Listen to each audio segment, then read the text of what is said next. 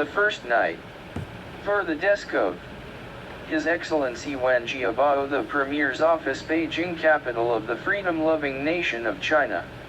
From the desk of the White Tiger, a thinking man and an entrepreneur living in the world's center of technology and outsourcing electronics city Phase 1, just off Hosur Main Road, Bangalore, India. Mr. Premier. Sir. Neither you nor I speak English, but there are some things that can be said only in English. My ex-employer, the late Mr. Ashok's ex-wife, Pinky Madam, taught me one of these things, and at 11:32 p.m. today, which was about 10 minutes ago, when the lady on All India Radio announced, Premier Jiabao is coming to Bangalore next week, I said that thing at once. In fact, each time when great men like you visit our country I say it. Not that I have anything against great men. In my way, sir, I consider myself one of your kind. But whenever I see our Prime Minister and his distinguished sidekicks drive to the airport in black cars and get out and do namastes before you in front of a TV camera and tell you about how moral and saintly India is, I have to say that thing in English. Now, you are visiting us this week, Your Excellency, aren't you? All India Radio is usually reliable in these matters. That was a joke, sir. Ha. That's why I want to ask you directly if you really are coming to Bangalore. Because if you are, I have something important to tell you.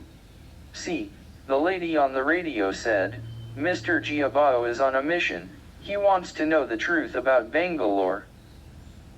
My blood froze. If anyone knows the truth about Bangalore, it's me. Next, the lady announcer said, Mr. Jiabao wants to meet some Indian entrepreneurs and hear the story of their success from their own lips. She explained a little. Apparently, sir, you Chinese are far ahead of us in every respect, except that you don't have entrepreneurs. And our nation, though it has no drinking water, electricity, sewage system, public transportation, sense of hygiene, discipline, courtesy, or punctuality, does have entrepreneurs. Thousands and thousands of them. Especially in the field of technology. And these entrepreneurs, we entrepreneurs have set up all these outsourcing companies that virtually run America now. You hope to learn how to make a few Chinese entrepreneurs, that's why you're visiting. That made me feel good. But then it hit me that in keeping with international protocol, the Prime Minister and Foreign Minister of my country will meet you at the airport with garlands, small take-home sandalwood statues of Gandhi, and a booklet full of information about India's past, present, and future. That's when I had to say that thing in English, sir. Out loud.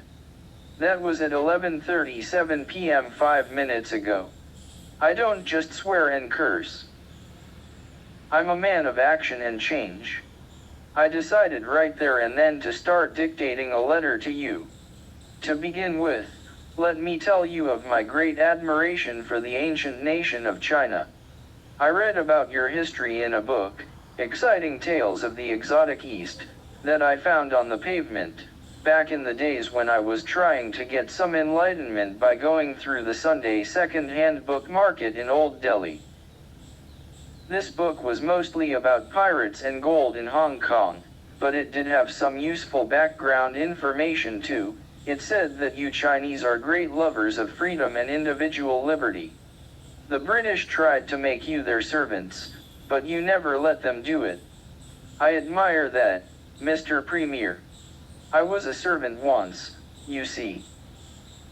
Only 3 nations have never let themselves be ruled by foreigners, China, Afghanistan, and Abyssinia.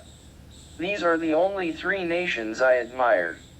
Out of respect for the love of liberty shown by the Chinese people, and also in the belief that the future of the world lies with the yellow man and the brown man now that our erstwhile master, the white-skinned man, has wasted himself through buggery, cell phone usage, and drug abuse, I offer to tell you, free of charge, the truth about Bangalore. By telling you my life's story. See, when you come to Bangalore, and stop at a traffic light, some boy will run up to your car and knock on your window, while holding up a bootlegged copy of an American business book, wrapped carefully in cellophane and with a title like 10 Secrets of Business Success. Or, Become an Entrepreneur in 7 Easy Days. Don't waste your money on those American books. They're so yesterday. I am tomorrow. In terms of formal education, I may be somewhat lacking. I never finished school, to put it bluntly. Who cares? I haven't read many books, but I've read all the ones that count. I know by heart the works of the 4 greatest poets of all time: Rumi, Iqbal, Mirza Ghalib, and a 4th fellow whose name I forget. I am a self-taught entrepreneur. That's the best kind there is, trust me.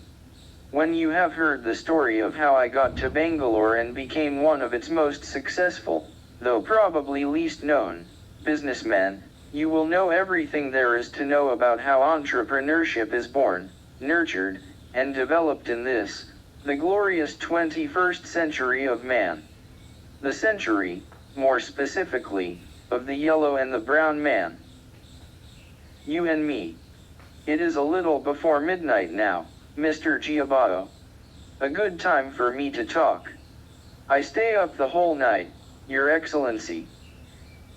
And there's no one else in this 150 square foot office of mine. Just me and a chandelier above me, although the chandelier has a personality of its own.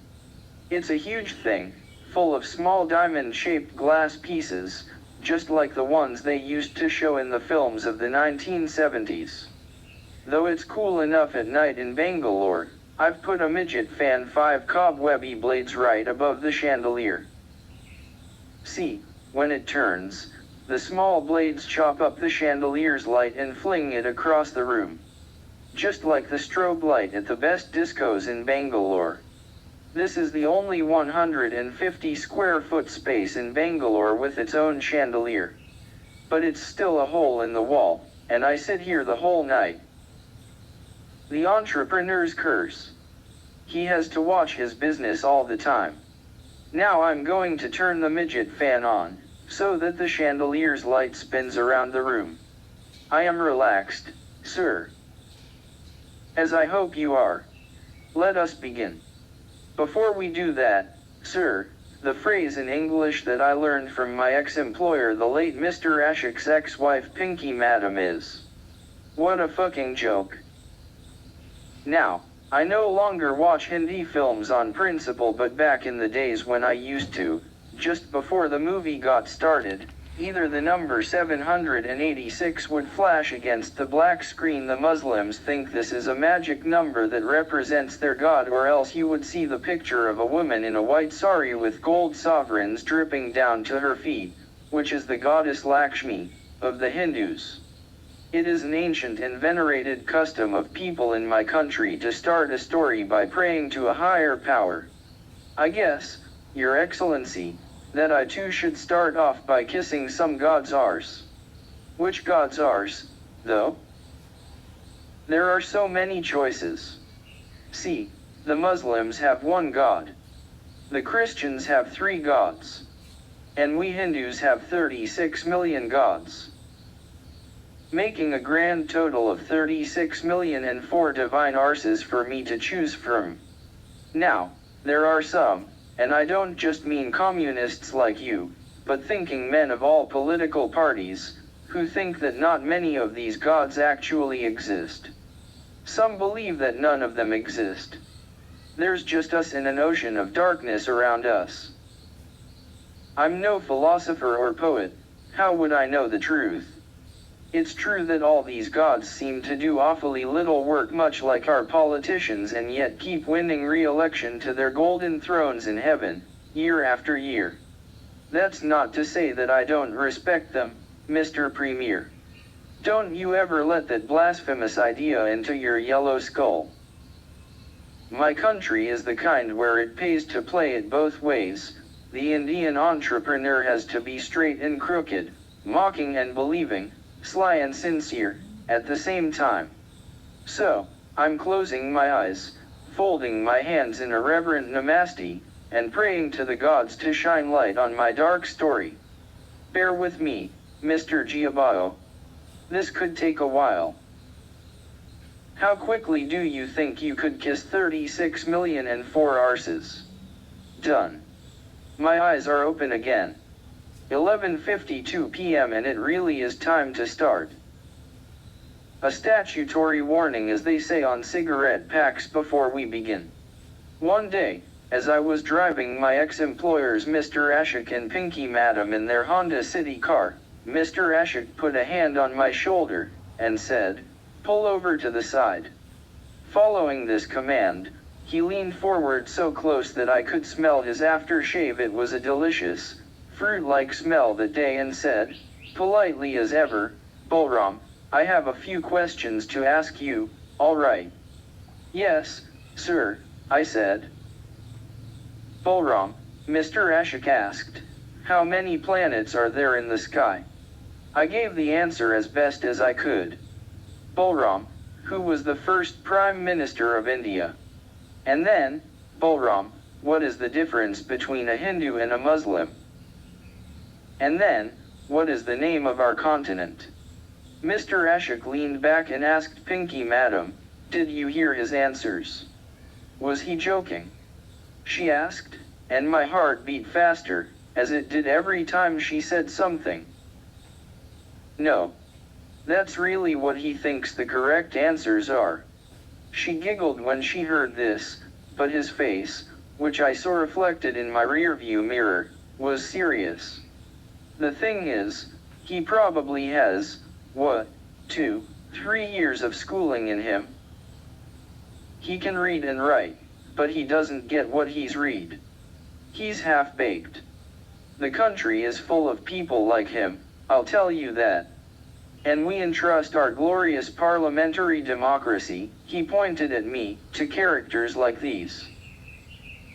That's the whole tragedy of this country." He sighed. "All right, Balram, start the car again." That night, I was lying in bed, inside my mosquito net, thinking about his words. He was right, sir. I didn't like the way he had spoken about me, but he was right. The autobiography of a half-baked Indian. That's what I ought to call my life's story. Me, and thousands of others in this country like me, are half-baked, because we were never allowed to complete our schooling. Open our skulls, look in with a penlight, and you'll find an art museum of ideas, sentences of history or mathematics remembered from school textbooks. No boy remembers his schooling like one who was taken out of school. Let me assure you, sentences about politics read in a newspaper while waiting for someone to come to an office, triangles and pyramids seen on the torn pages of the old geometry textbooks which every tea shop in this country uses to wrap its snacks in, bits of All India Radio. News bulletins, things that drop into your mind, like lizards from the ceiling, in the half hour before falling asleep. All these ideas, half-formed and half-digested and half-correct, mix up with other half-cooked ideas in your head, and I guess these half-formed ideas bugger one another, and make more half-formed ideas, and this is what you act on and live with. The story of my upbringing is the story of how a half-baked fellow is produced. But pay attention, Mr. Premier. Fully formed fellows, after 12 years of school and 3 years of university, wear nice suits, join companies, and take orders from other men for the rest of their lives. Entrepreneurs are made from half-baked clay. Give you the basic facts about me: origin, height, weight, known sexual deviations, etc. There's no beating that poster. The one the police made of me. Calling myself Bangalore's least known success story isn't entirely true, I confess. About 3 years ago, when I became, briefly, a person of national importance owing to an act of entrepreneurship. A poster with my face on it found its way to every post office, railway station, and police station in this country. A lot of people saw my face and name back then. I don't have the original paper copy, but I've downloaded an image to my silver Macintosh laptop. I bought it online from a store in Singapore, and it really works like a dream. And if you'll wait a second, I'll open the laptop, pull that scanned poster up, and read from it directly. But a word about the original poster. I found it in a train station in Hyderabad, in the period when I was traveling with no luggage except for one very heavy red bag and coming down from Delhi to Bangalore. I had the original right here in this office, in the drawer of this desk, for a full year. One day the cleaning boy was going through my stuff, and he almost found the poster. I'm not a sentimental man, Mr. Giabao. Entrepreneurs can't afford to be. So I threw the thing out, but before that, I got someone to teach me scanning, and you know how we Indians just take to technology like ducks to water. It took just an hour, or 2 hours. I am a man of action, sir. And here it is, on the screen, in front of me. Assistance sought in search for missing man. General public is hereby informed that the man in the picture, namely Balram Halwai alias Munna, son of Vikram Halwai rickshaw puller, is wanted for questioning. Age, between 25 and 35. Complexion, blackish. Face, oval. Height, 5 feet 4 inches estimated. Build, thin, small. Well, that's not exactly right anymore, sir. The blackish face bit is still true, although I'm of half a mind to try one of those skin whitener creams they've launched these days so Indian men can look white as Westerners, but the rest, alas, is completely useless. Life in Bangalore is good, rich food, beer, nightclubs, so what can I say? Thin and small, ha. I am in better shape these days. Fat and pot-bellied would be more accurate now. But let us go on, we don't have all night. I'd better explain this bit right now. Balram Halwai alias Munna. See, my first day in school, the teacher made all the boys line up and come to his desk so he could put our names down in his register. When I told him what my name was, he gaped at me. Munna? That's not a real name. He was right, it just means boy. That's all I've got, sir, I said. It was true. I'd never been given a name. Didn't your mother name you? She's very ill, sir. She lies in bed and spews blood. She's got no time to name me. And your father? He's a rickshaw puller, sir. He's got no time to name me. Don't you have a granny? Aunts? Uncles? They've got no time either. The teacher turned aside and spat a jet of red pond splashed the ground of the classroom. He licked his lips. Well, it's up to me, then, isn't it? He passed his hand through his hair and said, "We'll call you, Ram." Wait, don't we have a Ram class? I don't want any confusion. It'll be Balram. You know who Balram was, don't you? No, sir. He was the sidekick of the god Krishna. Know what my name is? No, sir. He laughed. Krishna. I came home that day and told my father that the school teacher had given me a new name. He shrugged. If it's what he wants, then we'll call you that. So I was Balram from then on. Later on, of course, I picked up a third name. But we'll get to that. Now, what kind of place is it where people forget to name their children? Referring back to the poster, the suspect comes from the village of Laxmangar, in the... Like all good Bangalore stories, mine begins far away from Bangalore. You see, I am in the light now, but I was born and raised in darkness. But this is not a time of day I talk about, Mr. Premier. I am talking of a place in India, at least a third of the country, a fertile place, full of rice fields and wheat fields and ponds in the middle of those fields choked with lotuses and water lilies, and water buffaloes wading through the ponds and chewing on the lotuses and lilies. Those who live in this place call it the darkness. Please understand, Your Excellency, that India is two countries in one, an India of light, and an India of darkness. The ocean brings light to my country. Every place on the map of India near the ocean is well off. But the river brings darkness to India, the Black River.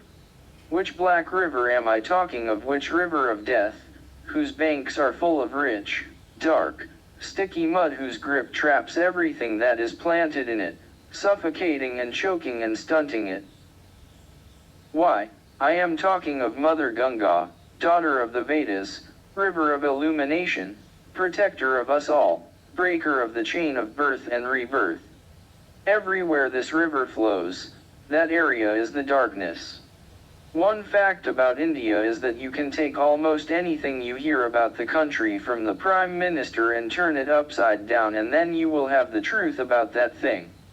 Now, you have heard the Ganga called the River of Emancipation, and hundreds of American tourists come each year to take photographs of naked sadhus at Hardwar or Benares, and our Prime Minister will no doubt describe it that way to you, and urge you to take a dip in it. No. Mr. Giabato, I urge you not to dip in the Ganga, unless you want your mouth full of feces, straw, soggy parts of human bodies, buffalo carrion, and 7 different kinds of industrial acids.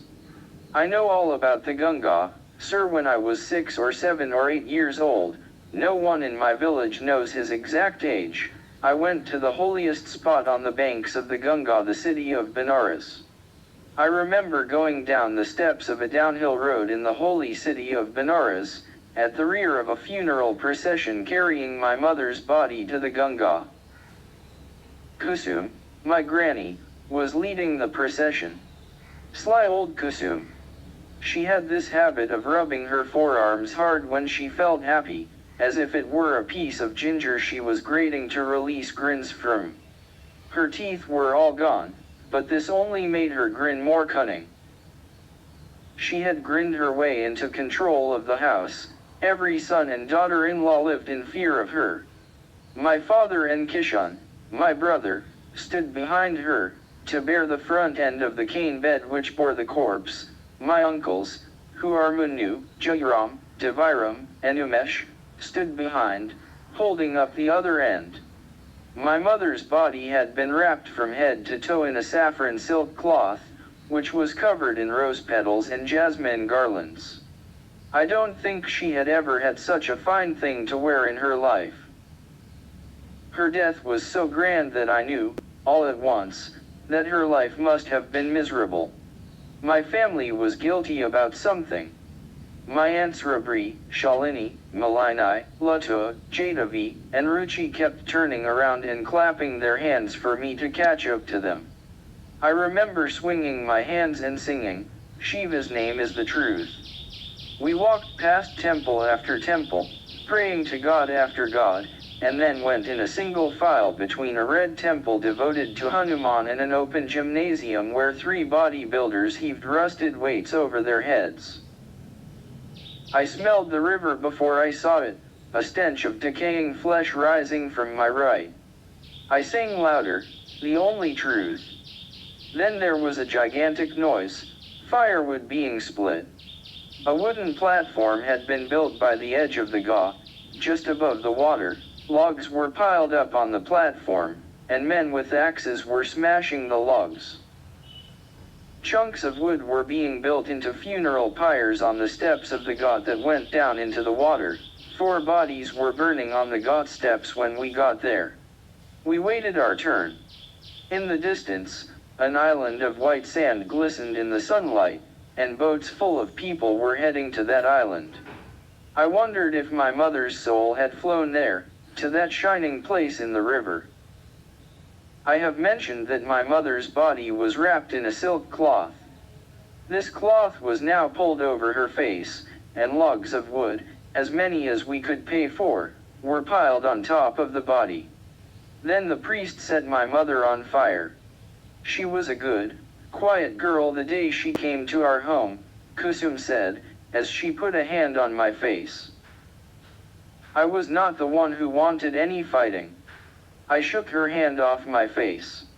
I watched my mother. As the fire ate away the silk, a pale foot jerked out, like a living thing. The toes, which were melting in the heat, began to curl up, offering resistance to what was being done to them. Kusum shoved the foot into the fire, but it would not burn. My heart began to race. My mother wasn't going to let them destroy her. Underneath the platform with the piled up fire logs, there was a giant oozing mound of black mud where the river washed into the shore. The mound was littered with ribbons of jasmine, rose petals, bits of satin, charred bones. A pale-skinned dog was crawling and sniffing through the petals and satin and charred bones. I looked at the ooze, and I looked at my mother's flexed foot. This mud was holding her back, this big, swelling mound of black ooze. She was trying to fight the black mud, her toes were flexed and resisting, but the mud was sucking her in, sucking her in. It was so thick, and more of it was being created every moment as the river washed into the Ga. Soon she would become part of the black mound and the pale-skinned dog would start licking her. And then I understood, this was the real god of Benares, this black mud of the Ganga into which everything died, and decomposed, and was reborn from, and died into again. The same would happen to me when I died and they brought me here. Nothing would get liberated here. I stopped breathing. This was the first time in my life I fainted. I haven't been back to see the Ganga since then. I'm leaving that river for the American tourists. Comes from the village of Laxmangar, in the district of Gaya. This is a famous district, world famous. Your nation's history has been shaped by my district, Mr. Giabao. Surely you've heard of Bodh Gaya, the town where the Lord Buddha sat under a tree and found his enlightenment and started Buddhism, which then spread to the whole world, including China, and where is it? But right here in my home district. Just a few miles from Laxmangar. I wonder if the Buddha walked through Laxmangar. Some people say he did. My own feeling is that he ran through it as fast as he could and got to the other side and never looked back. There is a small branch of the Ganga that flows just outside Laxmangar. Boats come down from the world outside, bringing supplies every Monday. There is one street in the village, a bright strip of sewage splits it into two. On either side of the ooze, a market, 3 more or less identical shops selling more or less identically adulterated and stale items of rice, cooking oil, kerosene, biscuits, cigarettes, and jaggery. At the end of the market is a tall, whitewashed, cone-like tower, with black intertwining snakes painted on all its sides. The temple. Inside, you will find an image of a saffron-colored creature, half man half monkey. This is Hanuman, everyone's favorite god in the darkness. Do you know about Hanuman, sir? He was the faithful servant of the god Rama, and we worship him in our temples because he is a shining example of how to serve your masters with absolute fidelity, love, and devotion. These are the kinds of gods they have foisted on us, Mr. Giabao. Understand, now, how hard it is for a man to win his freedom in India. So much for the place. Now for the people. Your Excellency, I am proud to inform you that Laxmangar is your typical Indian village paradise, adequately supplied with electricity, running water, and working telephones, and that the children of my village, raised on a nutritious diet of meat, eggs, vegetables, and lentils, will be found, when examined with tape measure and scales, to match up to the minimum height and weight standards set by the United Nations and other organizations whose treaties our Prime Minister has signed and whose forums he so regularly and pompously attends. Electricity poles defunct. Water tap broken. Children too lean and short for their age, and with oversized heads from which vivid eyes shine, like the guilty conscience of the government of India. Yes, a typical Indian village paradise, Mr. Giabao. One day I'll have to come to China and see if your village paradises are any better. Down the middle of the main road, families of hogs are sniffing through sewage. The upper body of each animal is dry, with long hairs that are matted together into spines. The lower half of the body is peat black and glistening from sewage. Vivid red and brown flashes of feather roosters fly up and down the roofs of the house. Past the hogs and roosters, you'll get to my house if it still exists. At the doorway to my house, you'll see the most important member of my family. The water buffalo. She was the fattest thing in our family. This was true in every house in the village. All day long, the women fed her fresh grass. Feeding her was the main thing in their lives. All their hopes were concentrated in her fatness, sir. If she gave enough milk, the women could sell some of it, and there might be a little more money at the end of the day. She was a fat, glossy-skinned creature, with a vein the size of a boy's penis sticking out over her hairy snout, and long thick pearly spittle suspended from the edge of her mouth. She sat all day in her own stupendous crap. She was the dictator of our house. Once you walk into the house, you will see if any of them are still living, after what I did the women. Working in the courtyard. My aunts and cousins in Kusum, my granny. One of them preparing the meal for the buffalo, one winnowing rice, one squatting down, looking through the scalp of another woman, squeezing the ticks to death between her fingers. Every now and then they stop their work, because it is time to fight. This means throwing metal vessels at one another, or pulling each other's hair, and then making up, by putting kisses on their palms and pressing them to the other's cheeks. At night they sleep together, their legs falling one over the other, like one creature, a millipede. Men and boys sleep in another corner of the house.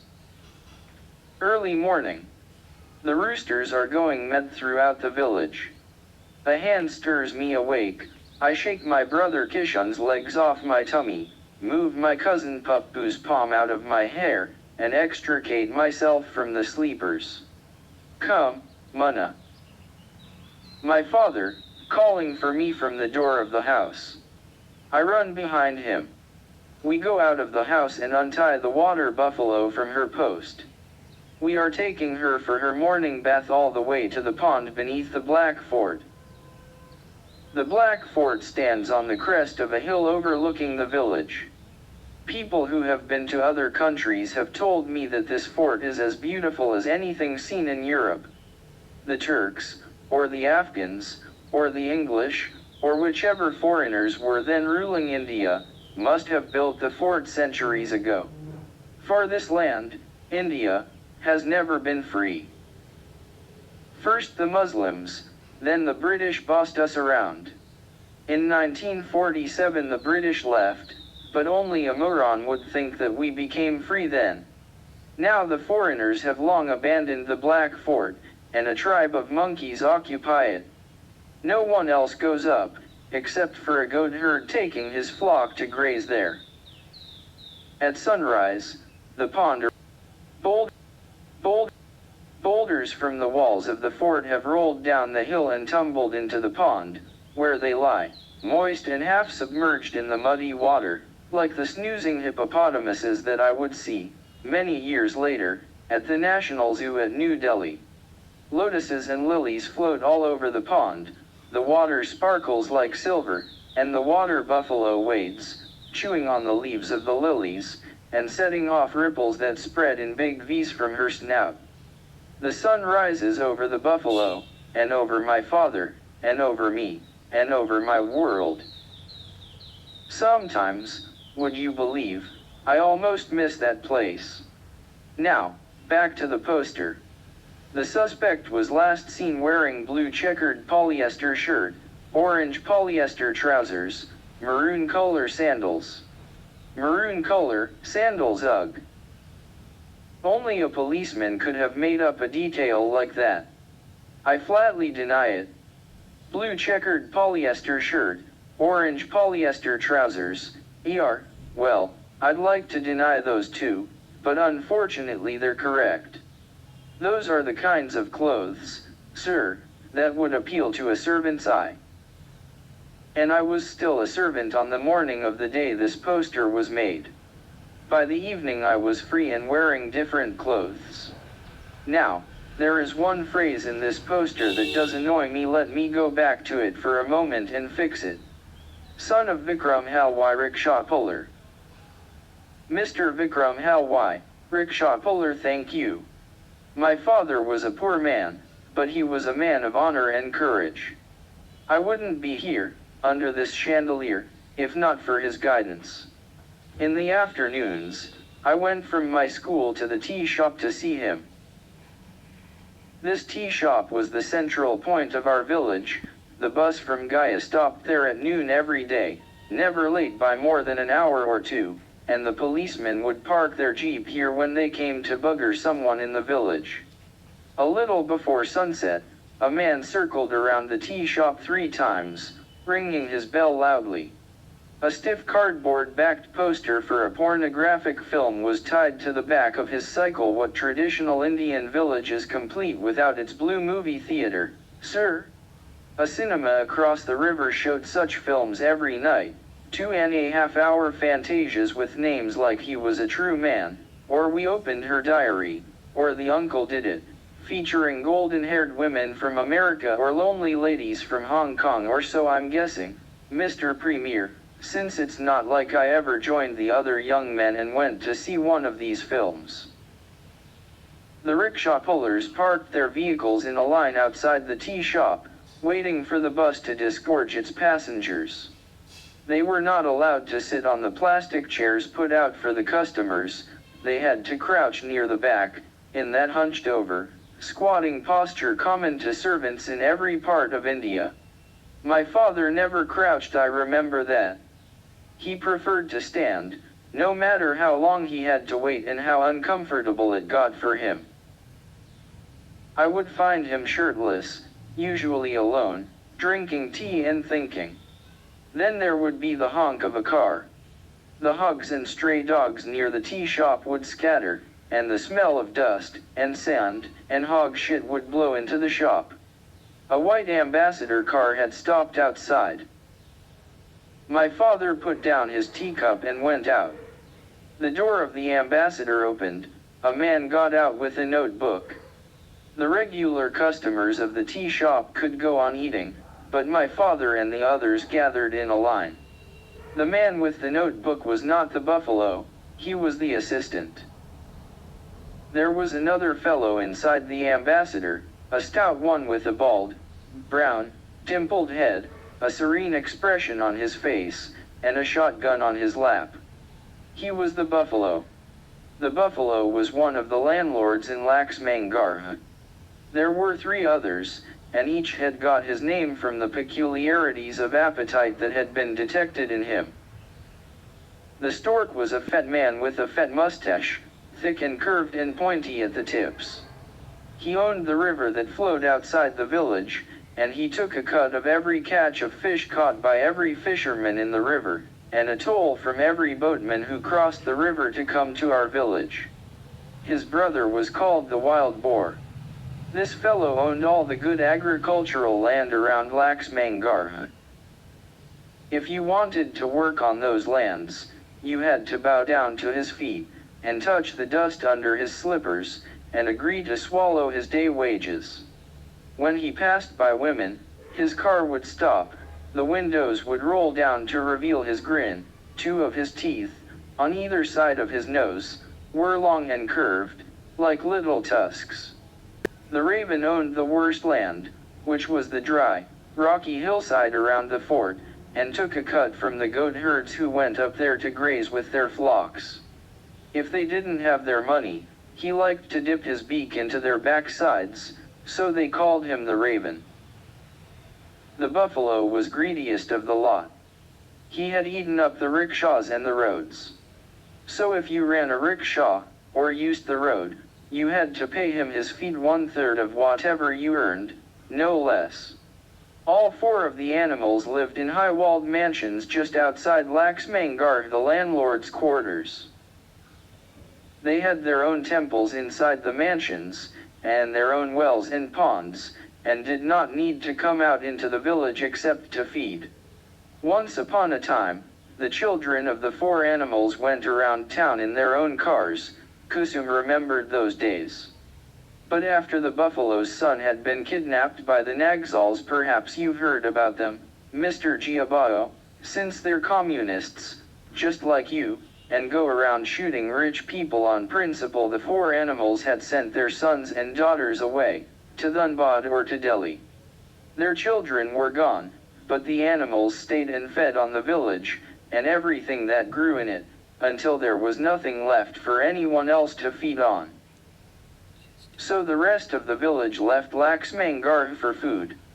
Each year, all the men in the village waited in a big group outside the tea shop. When the buses came, they got on packing the inside, hanging from the railings, climbing onto the roofs and went to Gaya.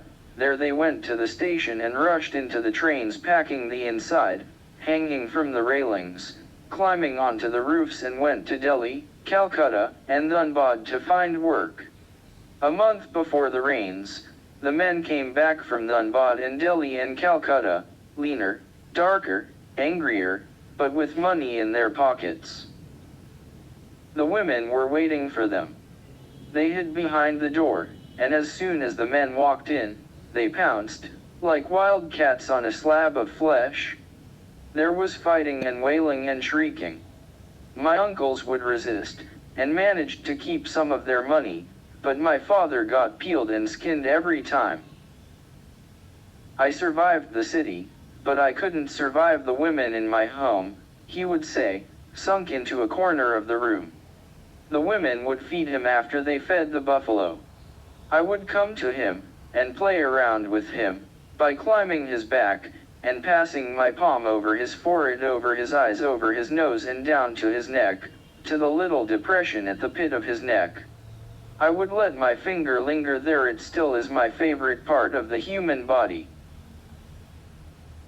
A rich man's body is like a premium cotton pillow, white and soft and blank. Ours are different.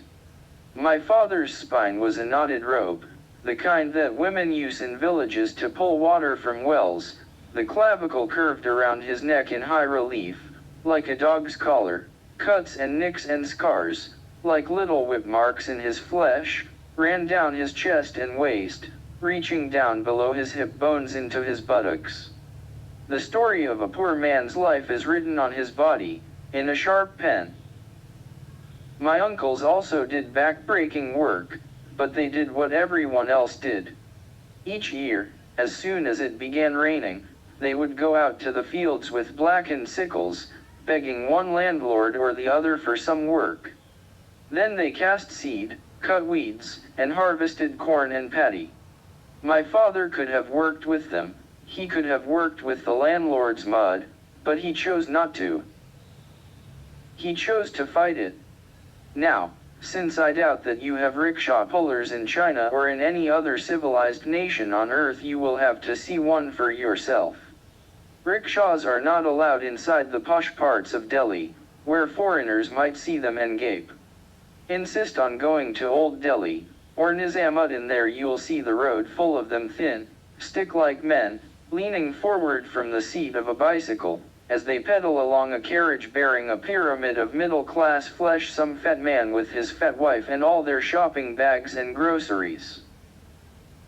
And when you see these stick men, think of my father. Rickshaw puller, he may have been a human beast of burden, but my father was a man with a plan. I was his plan. One day he lost his temper at home and began yelling at the women. This was the day they told him that I had not been going to class. He did something he had never dared do before. He yelled at Kusum. "How many times have I told you, Munna must read and write?" Kusum was startled, but only for a moment. She yelled back, "This fellow came running back from school, don't blame me. He's a coward, and he eats too much. Put him to work in the tea shop and let him make some money." My aunts and cousin sisters gathered around her. I crawled behind my father's back as they told him the story of my cowardice. Now, you may find it incredible that a boy in a village would be frightened of a lizard. Rats, snakes, monkeys, and mongooses don't bother me at all. On the contrary, I love animals. But lizards, each time I see one, no matter how tiny, it's as if I turn into a girl. My blood freezes. There was a giant cupboard in my classroom, whose door was always slightly ajar. No one knew what it was there for. One morning, the door creaked open, and a lizard jumped out. It was light green in color, like a half-ripe guava. Its tongue flicked in and out of its mouth. It was at least 2 feet long.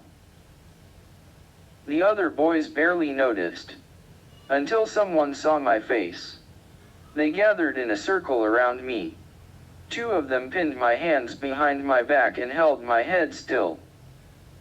Someone caught the thing in his hands, and began walking toward me with slow, exaggerated steps. Making no noise, only flicking its red tongue in and out of its mouth, the lizard came closer and closer to my face. The laughter grew louder. I couldn't make a noise. The teacher was snoring at his desk behind me. The lizard's face came right up to my face, and then it opened its light green mouth, and then I fainted for the second time in my life. I had not gone back to school since that day. My father did not laugh when he heard the story. He took a deep breath. I felt his chest expanding against me. "You let Kishan drop out of school, but I told you this fellow had to stay in school. His mother told me he'd be the one who made it through school." His mother said. "Oh, to hell with his mother," Kusum shouted. "She was a crazy one, and she's dead, and thank goodness. Now listen to me, let the boy go to the tea shop like Kishan, that's what I say." The next day my father came with me to my school, for the first and last time. It was dawn, the place was empty. We pushed the door open. A dim blue light filled the classroom. Now, our school teacher was a big Pawn-and-Spit man, and his expectorate made a sort of low, red wallpaper on 3 walls around us. When he went to sleep, which he usually did by noon, we stole pawn from his pockets, distributed it amongst ourselves and chewed on it, and then, imitating his spitting-style hands on hips, back-arched slightly, took turns spitting at the 3 dirty walls. A faded mural of the Lord Buddha surrounded by deer and squirrels decorated the 4th wall. It was the only wall that the teacher spared. The giant lizard, the color of a half-ripe guava, was sitting in front of this wall, pretending to be one of the animals at the feet of the Lord Buddha. It turned its head to us. I saw its eyes shine. "Is this the monster?" The lizard turned its head this way and that, looking for an exit. Then it began banging the wall. It was no different from me. It was terrified. "Don't kill it, Daddy, just throw it out the window, please."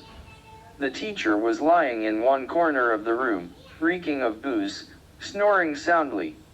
Near him was the pot of toddy he had emptied the previous night. My father picked it up. The lizard ran, and he ran behind it, swinging the pot of toddy at it. "Don't kill it, Daddy, please." But he wouldn't listen. He kicked the cupboard, and the lizard darted out, and he chased it again, smashing everything in his way, and yelling, "Hi-ya!" Hi. He pounded it with the pot of toddy until the pot broke. He smashed its neck with his fist. He stamped on its head. The air became acrid, a stench of crushed flesh. He picked the dead lizard up and flung it out the door. My father sat panting against the mural of the Lord Buddha surrounded by the gentle animals. When he caught his breath, he said, "My whole life, I have been treated like a donkey. All I want is that one son of mine, at least one, should live like a man." What it meant to live like a man was a mystery. I thought it meant being like Vijay, the bus conductor. The bus stopped for half an hour at Laxmangar, and the passengers got off, and the conductor got down to have a cup of tea. Now, he was a man all of us who worked in that tea shop looked up to. We admired his bus company issue khaki uniform, his silver whistle, and the red cord from which it hung down from his pocket. Everything about him said, he had made it in life. Vijay's family were piggards, which meant they were the lowest of the low, yet he had made it up in life. Somehow he had befriended a politician. People said he had let the politician dip his beak in his backside. Whatever he had to do, he had done. He was the first entrepreneur I knew of. Now he had a job, and a silver whistle, and when he blew it just as the bus was leaving, all the boys in the village went crazy and ran after the bus, and banged on its sides, and begged to be taken along too. I wanted to be like Vijay, with a uniform, a paycheck, a shiny whistle with a piercing sound, and people looking at me with eyes that said, "How important he looks." 2 a.m. already, Mr. Premier. I'll have to stop for tonight fairly soon. Let me put my finger on the laptop screen, and see if there is any other useful information here. Leaving out a few inessential details. In the Dholaquan area of New Delhi, on the night of September 2nd, near the ITC Moria Sheraton Hotel. Now, this hotel, the Sheraton, is the finest in Delhi. I've never been inside, but my ex-boss, Mr. Ashok, used to do all his late-night drinking there. There's a restaurant in the basement that's supposed to be very good. You should visit it if you get the chance. The missing man was employed as driver of a Honda City vehicle at the time of the alleged incident. In this regard, a case, for No. 438/05, PS Dholaquan, Delhi, has been registered. He is also believed to be in possession of a bag filled with a certain quantity of cash. Red bag, they should have said. Without the color, the information is all but useless, isn't it? No wonder I was never spotted. Certain quantity of cash. Open any newspaper in this country, and it's always this crap. A certain interested party has been spreading rumors, or a certain religious community doesn't believe in contraception. I hate that. 700,000 rupees. That was how much cash was stuffed into the red bag. And trust me, the police knew it too. How much this is in Chinese money, I don't know, Mr. Giabao. But it buys 10 silver Macintosh laptops from Singapore. There's no mention of my school in the poster, sir. That's a real shame. You always ought to talk about a man's education when describing him. They should have said something like, the suspect was educated in a school with 2-foot-long lizards the color of half-ripe guavas hiding in its cupboards. If the Indian village is a paradise, then the school is a paradise within a paradise. There was supposed to be free food at my school. A government program gave every boy 3 rotis, yellow dal, and pickles at lunchtime. But we never ever saw rotis, or yellow dal, or pickles, and everyone knew why. The school teacher had stolen our lunch money. The teacher had a legitimate excuse to steal the money. He said he hadn't been paid his salary in 6 months. He was going to undertake a Gandhian protest to retrieve his missing wages. He was going to do nothing in class until his paycheck arrived in the mail. Yet he was terrified of losing his job, because though the pay of any government job in India is poor, the incidental advantages are numerous. Once, a truck came into the school with uniforms that the government had sent for us. We never saw them, but a week later they turned up for sale in the neighboring village. No one blamed the school teacher for doing this. You can't expect a man in a dung heap to smell sweet. Every man in the village knew that he would have done the same in his position. Some were even proud of him, for having got away with it so cleanly. One morning a man wearing the finest suit I had seen in my life, a blue safari suit that looked even more impressive than a bus conductor's uniform, came walking down the road that led to my school. We gathered at the door to stare at his suit. He had a cane in his hand, which he began swishing when he saw us at the door. We rushed back into the class and sat down with our books. This was a surprise inspection. The man in the blue safari suit, the inspector pointed his cane at holes in the wall, or the red discolorations, while the teacher cowered by his side and said, "Sorry, sir, sorry, sir.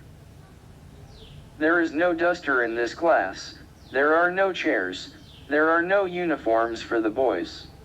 How much money have you stolen from the school funds, you sister fucker?"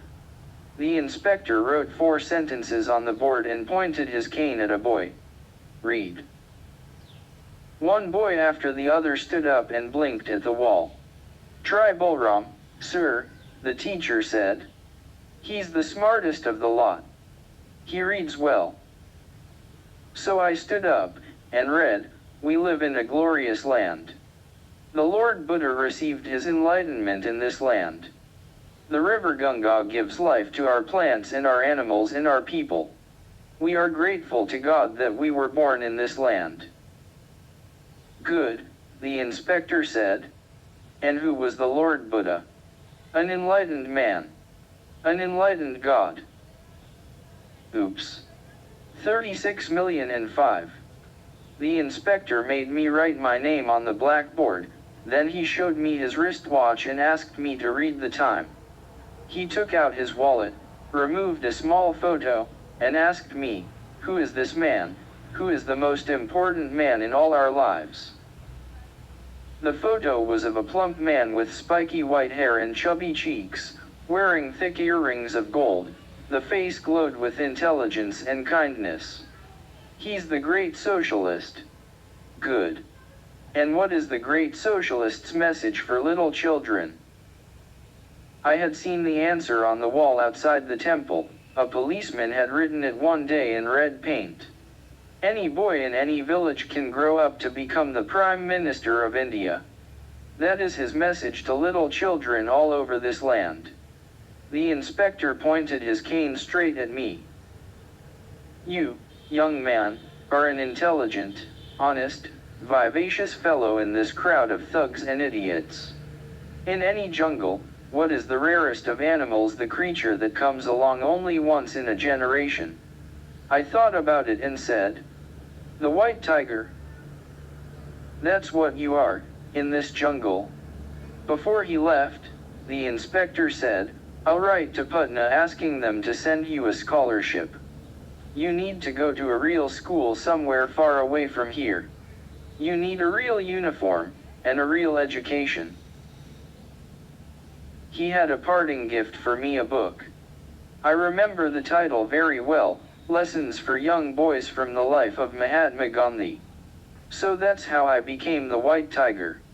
There will be a 4th and a 5th name too, but that's late in the story. Now, being praised by the school inspector in front of my teacher and fellow students, being called a white tiger, being given a book, and being promised a scholarship, all this constituted good news, and the one infallible law of life in the darkness is that good news becomes bad news, and soon.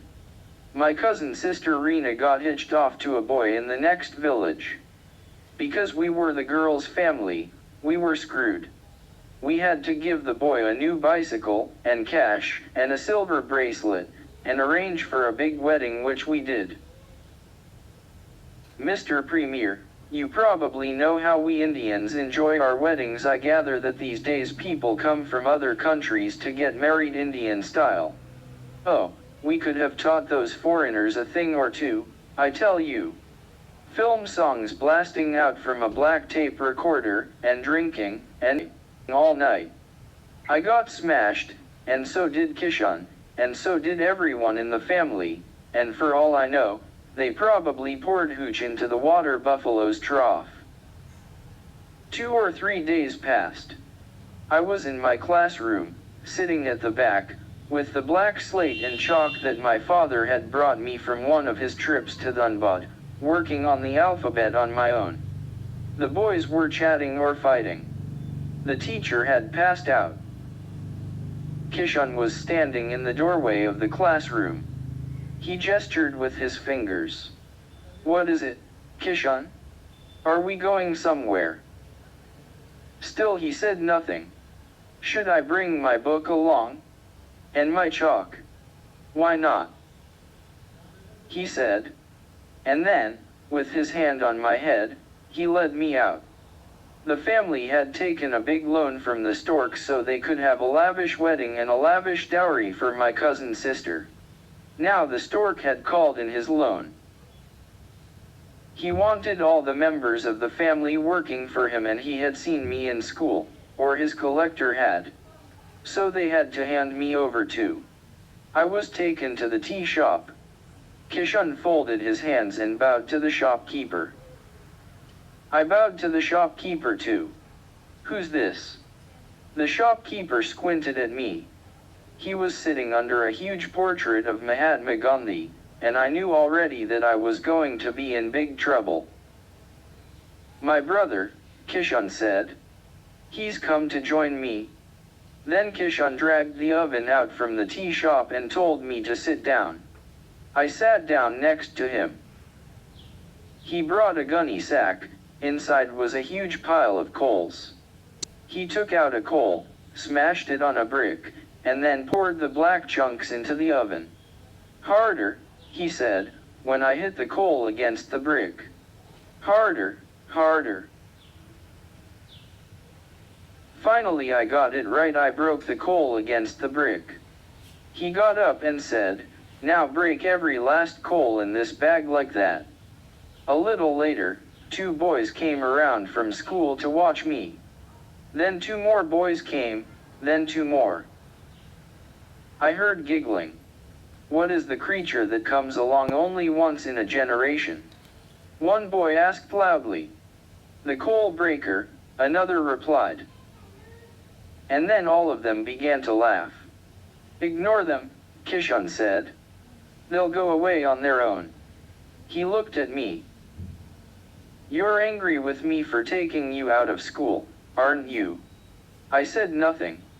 You hate the idea of having to break coals, don't you? I said nothing. He took the largest piece of coal in his hand and squeezed it. Imagine that each coal is my skull. They will get much easier to break. He'd been taken out of school too. That happened after my cousin's sister Mira's wedding. That had been a big affair too. Working in a tea shop. Smashing coals. Wiping tables. Bad news for me, you say? To break the law of his land, to turn bad news into good news, is the entrepreneur's prerogative. Tomorrow, Mr. Giabao, starting again at midnight, I'll tell you how I gave myself a better education at the tea shop than I could have got at any school. Right now, though, it's time for me to stop staring at this chandelier and get to work. It is almost 3 in the morning. This is when Bangalore comes to life. The American workday is coming to an end, and mine is beginning in earnest. I have to be alert as all the call center girls and boys are leaving their offices for their homes. This is when I must be near the phone. I don't keep a cell phone. For obvious reasons, they corrode a man's brains, shrink his balls, and dry up his semen, as all of us know, so I have to stay in the office. In case there is a crisis. I am the man people call when they have a crisis. Let's see quickly if there's anything else. Any person having any information or clue about this missing man may kindly inform at CBI website, http://cbi.nic.in, email ID, dickcbi@cbi.nic.in, fax no. 011-230113334, Tino. 011-230140046, direct. 011-230152229 and 230152118 EXTN. 210 and to the undersigned at the following address or telephone number or numbers given below. DP 3687/05 Shodhala Kwan, New Delhi. Tel 28653200 2764100. Set into the text of the notice, a photograph, blurred, blackened, and smudged by the antique printing press of some police office, and barely recognizable even when it was on the wall of the train station, but now, transferred onto the computer screen, reduced to pixels, just an abstract idea of a man's face, a small creature with large, popped-out eyes and a stubby mustache. He could be half the men in India. Mr. Premier, I leave you for tonight with a comment on the shortcomings of police work in India. Now, a busload of men in khaki. It was a sensational case, after all. Must have gone to Laxmangar when investigating my disappearance. They would have questioned the shopkeepers, bullied the rickshaw puller, and woken up the schoolteacher. Did he steal as a child? Did he sleep with whores? They would have smashed up a grocery shop or two, and forced out confessions from one or two people. Yet I bet you they missed the most important clue of all, which was right in front of them. I am talking of the Black Fort, of course. I begged Kusum many times to take me to the top of the hill, and through the entranceway, and into the fort. But she said I was a coward, I would die of fright if I went up there. An enormous lizard, the biggest in the whole world, lived in the fort. So I could only watch. The long loopholes in its wall turned into lines of burning pink at sunrise and burning gold at sunset. The blue sky shone through the slits in the stone, while the moon shone on the jagged ramparts, and the monkeys ran wild along the walls, shrieking and attacking each other, as if they were the spirits of the dead warriors reincarnated, refighting their final battles. I wanted to go up there too. Iqbal, who is one of the 4 best poets in the world, the others being Rumi, Mirza Ghalib, and a 4th fellow, also a Muslim, whose name I've forgotten, has written a poem where he says this about slaves. They remain slaves because they can't see what is beautiful in this world. That's the truest thing anyone ever said. A great poet, this fellow Iqbal, even if he was a Muslim. By the way, Mr. Premier, have you noticed that all 4 of the greatest poets in the world are Muslim? And yet all the Muslims you meet are illiterate or covered head to toe in black burqas or looking for buildings to blow up. It's a puzzle, isn't it? If you ever figure these people out, send me an email. Even as a boy I could see what was beautiful in the world. I was destined not to stay a slave. One day Kusum found out about me in the fort. She followed me all the way from our home to the pond with the stones, and saw what I was doing. That night she told my father. He just stood there gaping at the fort just the way his mother used to. He is going to come to nothing good in life, I'll tell you that right now. When I was maybe 13 I decided to go out to the fort on my own. I waded into the pond, got to the other side, and climbed up the hill. Just as I was on the verge of going in, a black thing materialized in the entranceway. I spun around and ran back down the hill, too frightened even to cry.